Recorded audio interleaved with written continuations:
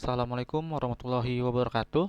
Kali ini kita akan membahas mengenai penelitian pengembangan bidang pendidikan, yaitu khususnya dalam pembuatan instrumen penelitian angket untuk ahli materi dan ahli media. Dan di sini akan diterangkan secara jelas gitu ya. Jadi semoga kalian menyimaknya secara full tanpa perlu men-skip-skipnya gitu ya. Oke, yuk kita mulai dengan mengucapkan Bismillahirrahmanirrahim.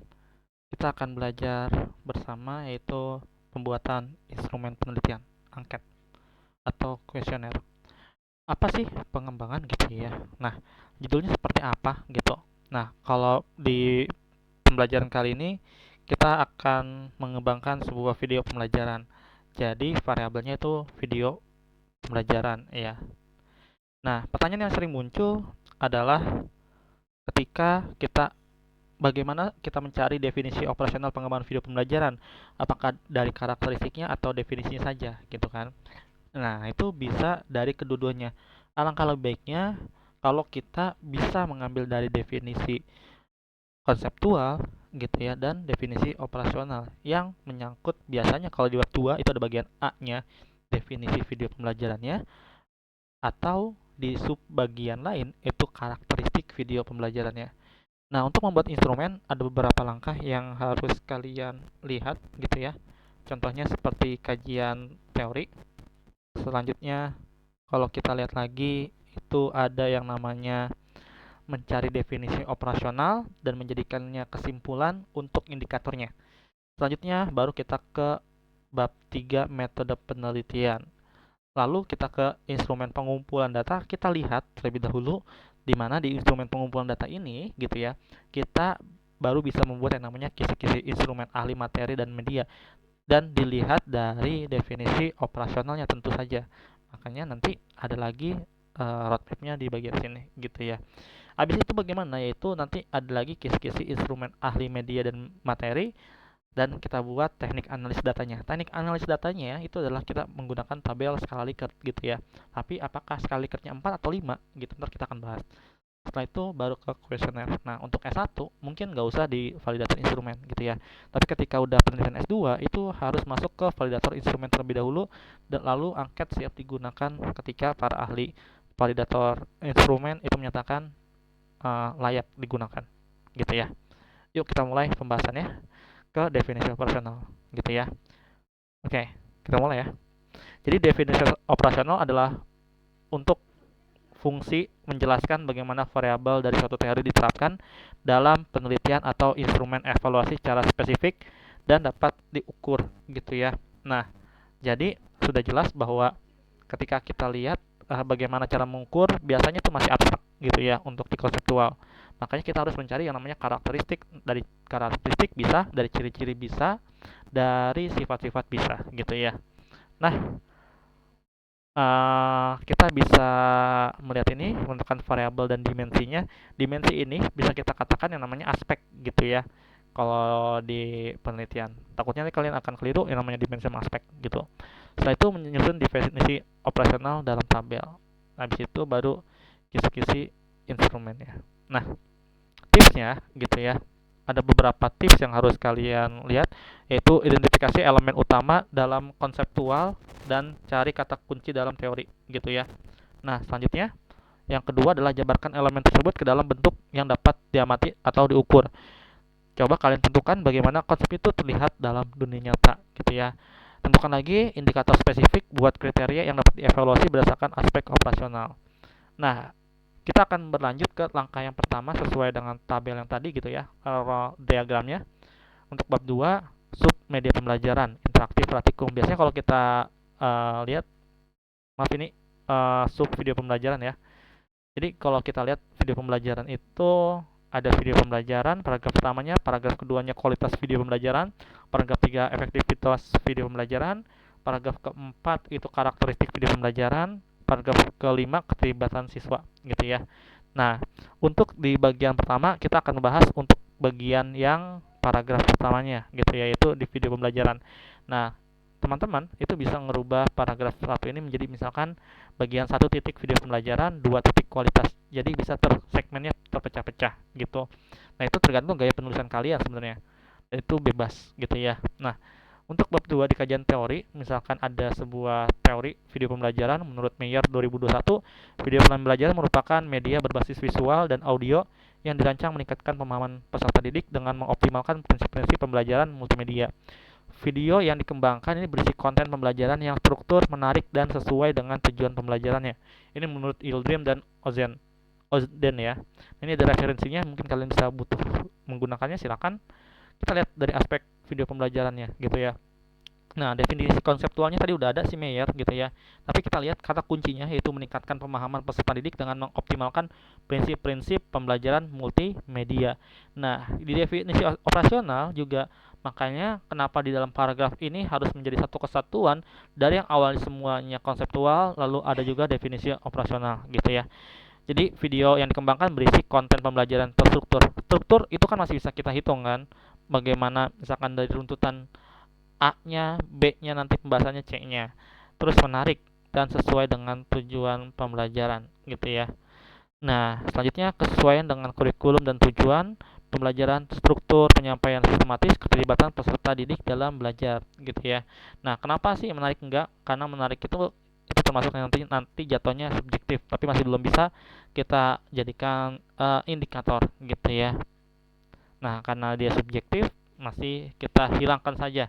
Bagian menarik kita hilangkan gitu ya.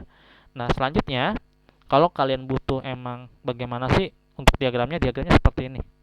Misalkan dia berisikan konten pembelajaran struktur menarik gitu ya. Terus sesuai dengan TP. Nah, menarik di sini yaitu berarti siswa terlibat. Kan masih bisa kita asumsikan bahwa menarik itu ketika pembelajaran itu siswa mengikuti. Itu namanya menarik gitu ya. Jadi definisi-definisi ini itu kita harus jabarkan apa yang dapat kita bisa ukur gitu.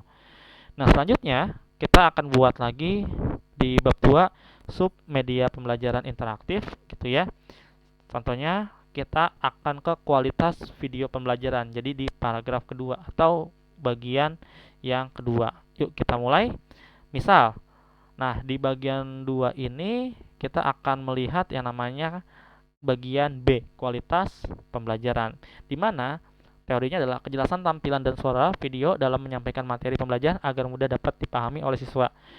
Video pembelajaran juga harus memiliki resolusi tinggi, kontras warna yang sesuai, dan desain yang menarik. Hal ini juga sesuai dengan Brem bahwa suara yang jernih tanpa gangguan serta penggunaan musik latar belakang yang mendukung akan meningkatkan gitu ya pembelajaran siswa. Oleh karena itu aspeknya apa? Yaitu kita akan berbicara dengan yang namanya kualitas. Jelas bahwa nanti si Brem ini gitu ya, si Berg gitu ya, itu kan menjelaskan yang namanya bahwa tampilan itu akan menyampaikan pembelajaran secara efektif gitu ya. Nah, sedangkan si Brem itu menjelaskan bahwa kejelasan suara dalam video agar mudah dipahami oleh peserta didik itu namanya kualitas audio. Nah, di sini kita akan mecah-mecahkannya bagaimana kita bisa memahami sebuah kalimat ke bagian kata kuncinya. Itu yang harus kalian telaah. Nah, setelah itu apa? Kalau kita udah dapat definisi konseptual, ini kan masih rancu ya yang namanya kejelasan tampilan. Apa aja sih indikator dari kejelasan tampilan? Nah, gitu kita cari nih di definisi operasional. Misalkan, tampilan itu kan lebih baik kayak misalkan resolusi tinggi, kontras warna yang sesuai, dan desain yang menarik. Nah, ini menurut si Gio dan kawan-kawan tahun 2014. Berarti indikatornya apa? Indikatornya, oh iya berarti kalau misalkan resolusi yang tinggi, oh berarti resolusinya minimal SD gitu ya. Terus penggunaan warna yang sesuai gitu ya, karena kontras warna. Dan terus ilustrasi dan animasi pendukung. Ini masih di bagian desain yang menarik dan tata letak yang rapi. Itu juga masih dalam desain yang menarik gitu ya.